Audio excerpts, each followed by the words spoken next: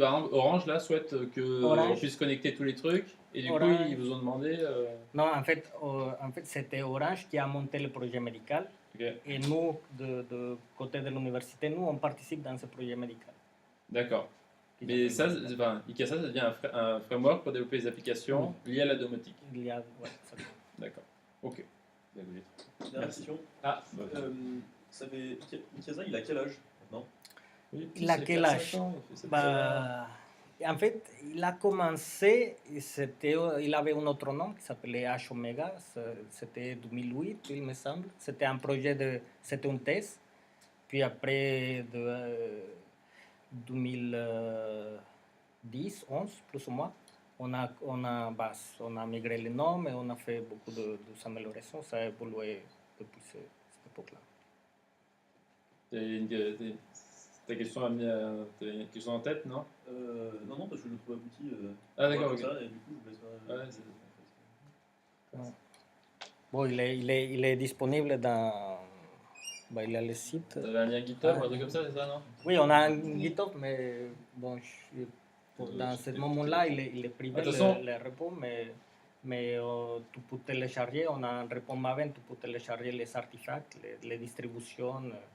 Sur la fiche du talk, tu auras le lien vers les coordonnées et après tu auras un petit talk. Ok? Bah, parfait. Merci, Derek.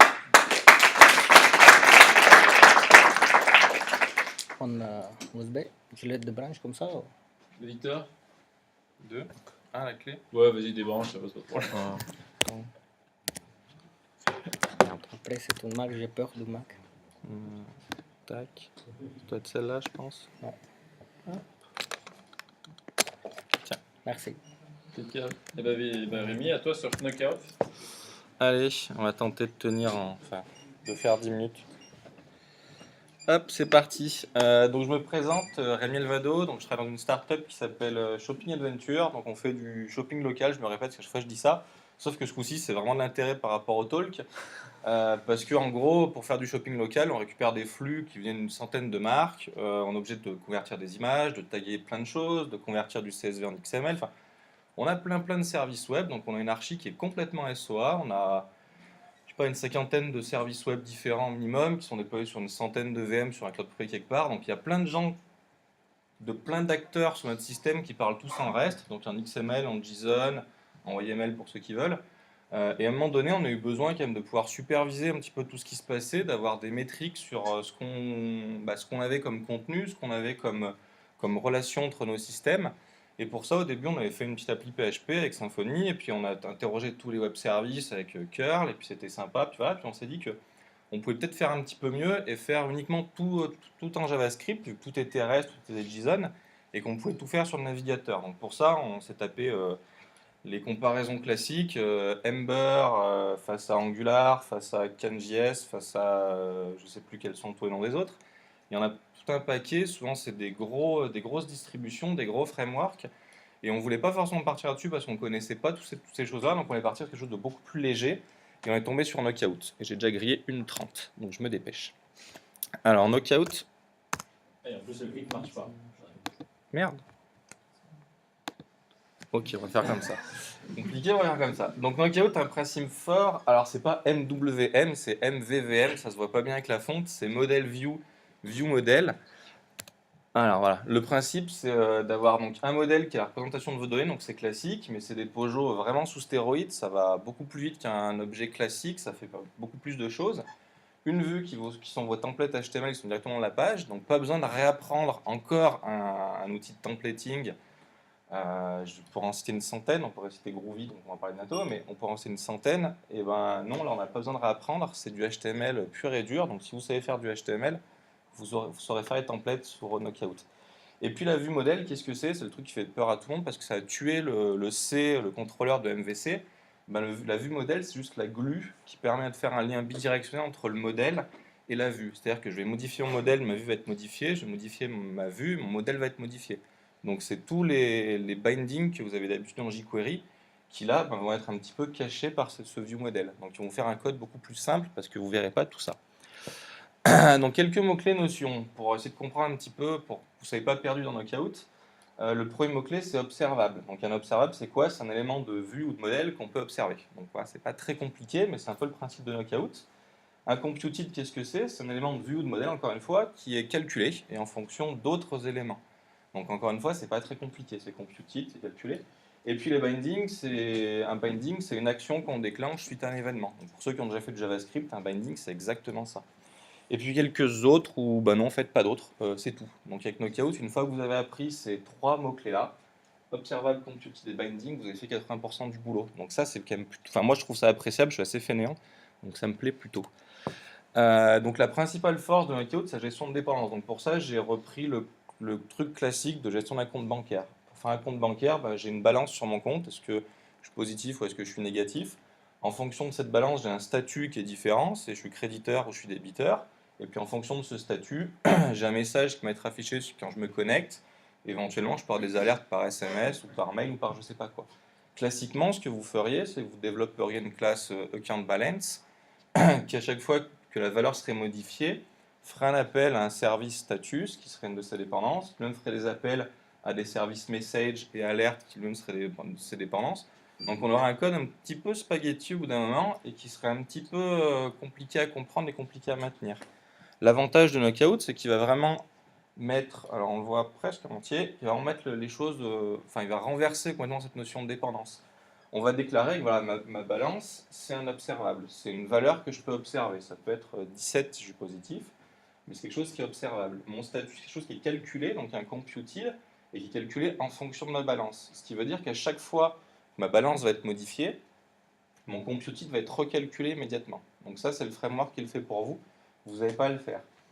Et on peut donc on peut déclarer un computed qui dépend d'un autre computed. Donc mon message va dépendre de mon statut. C'est un petit peu le truc là-haut.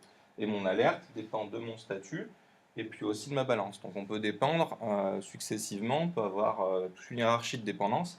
Et Knockout se charge de la résoudre pour vous et se charge de recalculer tous les computed qu'il faut à chaque fois qu'une de leurs dépendances a changé. Et il le fait de façon intelligente, c'est-à-dire qu'il ne va pas recalculer 2 fois alerte quand balance va changer.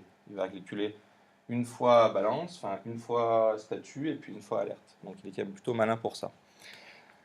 Les templates, à quoi ça ressemble? Donc ça, c'est une page HTML dans laquelle vous incluez Knockout et puis mon account.js que je viens de montrer.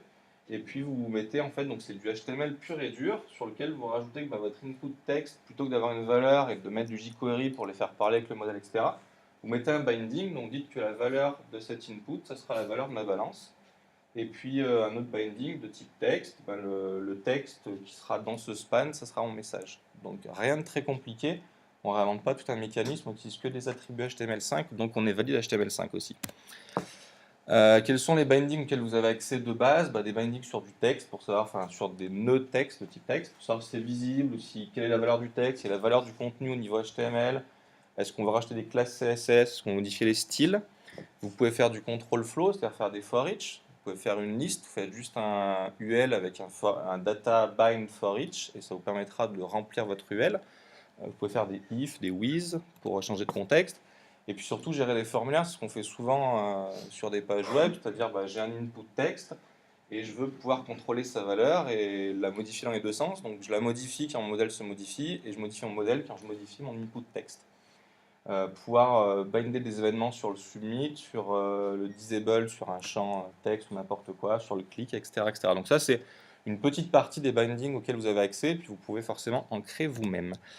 La vue modèle maintenant, donc la glue dont je vous ai parlé, le truc intelligent dans Knockout, le truc intelligent dans Knockout c'est ça. C'est en fait une ligne que j'ai mis en 3 pour que ça passe. C'est de dire j'affecte à ce document, enfin à cet objet account, cette partie de ma page. C'est tout. Donc ça c'est uniquement ce dont Knockout a besoin pour faire le binding entre votre vue et votre modèle. Et après c'est lui qui fait tout le boulot. Donc comment est-ce qu'on fait des tests avec ça? Parce que c'est cool pour faire du test, on aimerait bien, enfin c'est cool de pouvoir faire des applis propres, on aimerait bien pouvoir les tester. Donc sur la partie unitaire, on va tester le modèle, donc avec du QUnit, du Jasmine, du tout ce que vous voulez. Faites tourner ça dans votre browser, dans Zombie, dans Phantom, dans Node.js, dans tout ce que vous voulez. Et vu que c'est en gros des POJO, donc des objets bêtes et méchants, c'est hyper simple à tester, il n'y a pas de relation avec le DOM, il n'y a pas de jQuery qui se met au milieu, il n'y a pas de trucs bizarres, il n'y a pas de choses à moquer, c'est assez hyper simple. Si vous voulez faire du fonctionnel, pareil, vous faites du BDD, donc là c'est pas avec, ça pourrait être avec Viat et Mink, mais ça peut aussi être avec Jasmine, sur du Selenium, du Zombie, du Phantom, plein de choses comme ça, là où tester la page complète. Alors j'étais un peu lent, la règle du 80-20 c'est qu'en gros en 20% du temps vous apprenez 80% des features, bah là en 7 minutes, à peu près 8 minutes, vous avez appris en gros 80% de knockout. Knockout, il n'y a pas beaucoup plus que ça.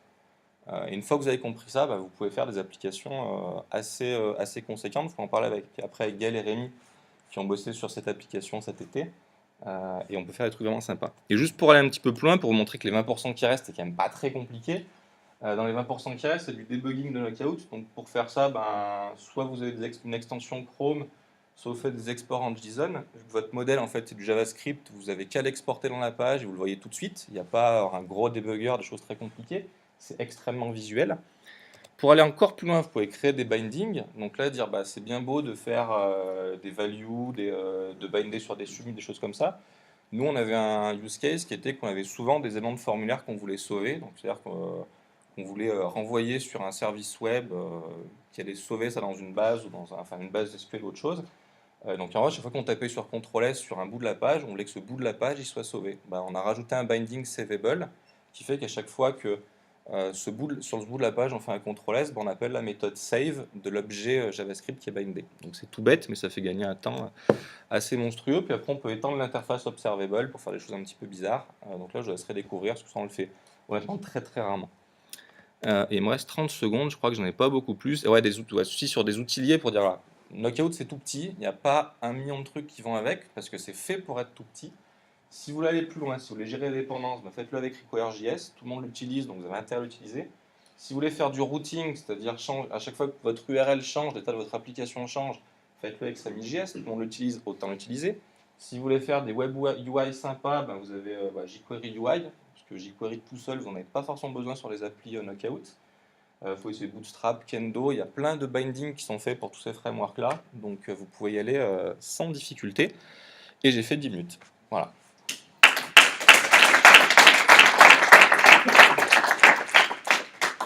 Des questions pour lui pendant que le talk sur